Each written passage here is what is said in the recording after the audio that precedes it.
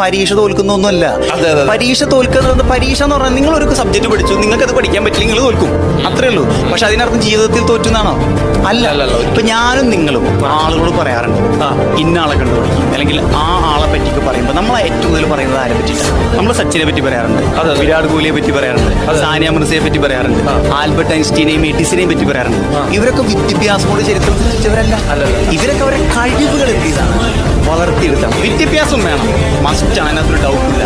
പക്ഷെ അവിടെ തോറ്റെന്ന് കരുതി ജീവിതം അവസാനിച്ചൊന്നുമില്ല.